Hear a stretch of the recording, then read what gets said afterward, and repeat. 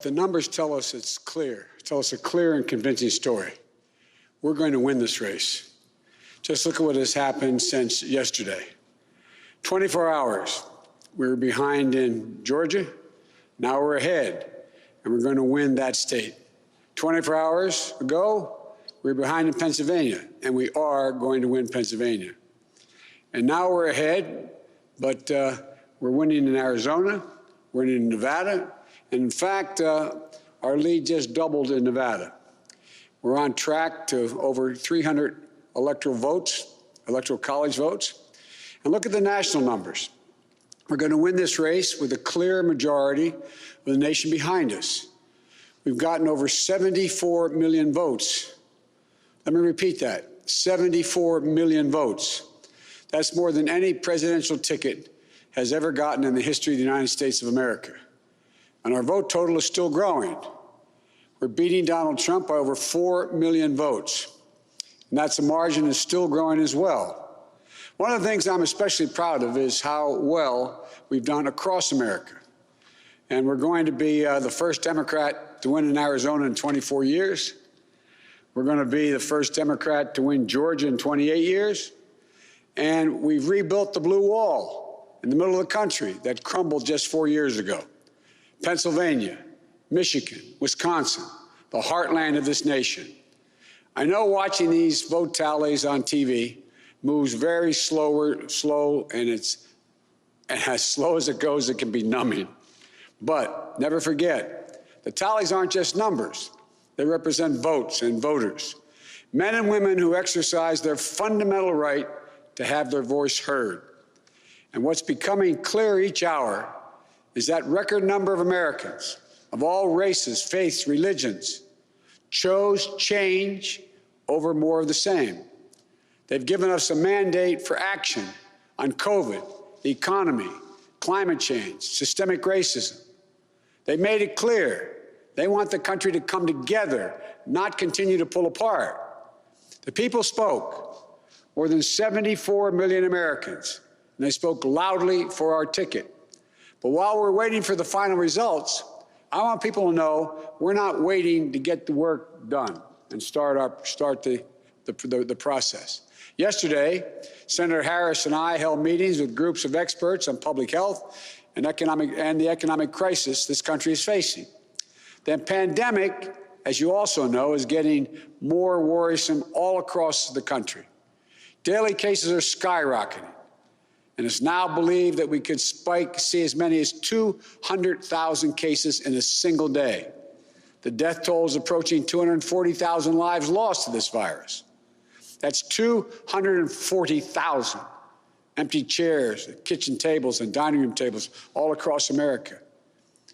We'll never be able to measure all that pain and the loss, the suffering that so many families have experienced. We know something about what it feels like to lose someone. And I want them to know they're not alone. Our hearts break with you. I want everyone to know on day one, we're going to put our plan to control this virus into action. We can't save any of the lives lost, any of those who have been lost, but we can save a lot of lives in the months ahead. Senator Harris and I also heard yesterday about how this recovery is slowing because of the failure to get the pandemic under control. More than 20 million people are on unemployment. Millions are worried about making rent and putting food on the table. Our economic plan will put a focus on a path to a strong recovery. Look, we both know tensions are high. They can be high after a tough election, one like we've had. But we need to remember, we have to remain calm, patient. Let the process work out as we count all the votes. You know, we're proving again what we've proved for 244 years in this country. Democracy works. Your vote will be counted. I don't care how hard people try to stop it. I will not let it happen. The people will be heard. Our journey is toward a more perfect union, and it keeps moving on. In America, we hold strong views. We have strong disagreements, and that's okay. Strong disagreements are inevitable in a democracy, and strong disagreements are healthy. They're a sign of a vigorous debate, of deeply held views. But we have to remember, the purpose of our politics isn't total, unrelenting, unending warfare. No, the purpose of our politics, the work of the nation, isn't to fan the flames of conflict, but to solve problems, to guarantee justice, to give everybody a fair shot, and to improve the lives of our people. We may be opponents, but we're not enemies. We're Americans. No matter who you voted for, I'm certain of one thing. The vast majority of the almost 150 million Americans who voted, they want to get the vitriol out of our politics. We're certainly not going to agree on a lot of issues, but at least we can agree to be civil with one another. We have to put the anger and the demonization behind us. It's time for us to come together as a nation to heal. It's not going to be easy, but we have to try. My responsibility as president will be to represent the whole nation.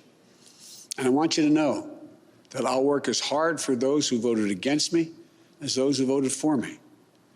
That's the job. That's the job. It's called the duty of care for all Americans. We have serious problems to deal with, from COVID to the economy to racial justice and climate change. We don't have any more time to waste on partisan warfare. You know, and more than that, we have such an incredible opportunity to build the future we want for our kids and our grandkids. I've said many, many times, I've never been more optimistic about the future of this nation. There is no reason we can't own the 21st century. We just need to remember who we are. This is the United States of America. And there's never been anything we've been unable to do, unable to accomplish when we've done it together. I hope to be talking to you tomorrow. I want to thank you all, and may God bless you, and may God protect our troops. Good night.